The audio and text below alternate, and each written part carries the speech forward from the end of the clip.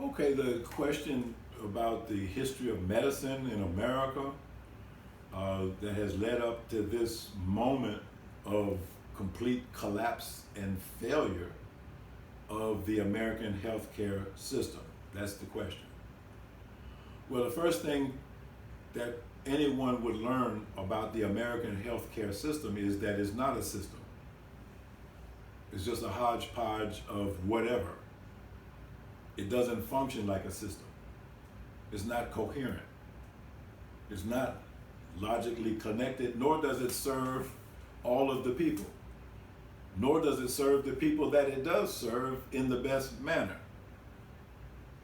So now, I don't have the complete history of medicine in America, but America was founded in the midst of a smallpox epidemic. There's a book on the subject called Pox America. So we hear the story of the British General Jeffrey Amherst taking smallpox blankets to Native Americans in Massachusetts. Well, where did he get the smallpox blankets from? Well, they were everywhere because there was a smallpox epidemic raging through the 13 colonies. And in fact, I think George Washington himself was a victim of smallpox. See, so that was the context in which the American Revolutionary War itself was being fought. There was an epidemic raging at the same time. Epidemics and wars seem to go together. Epidemics and economic collapse seem to go together. 100 years ago, 1917 through 1919, 1920, was the Spanish Flu Epidemic at the time of the First World War. Also, racial unrest in America.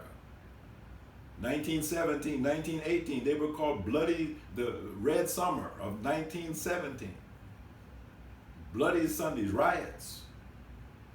This was the genesis of the Marcus Garvey movement.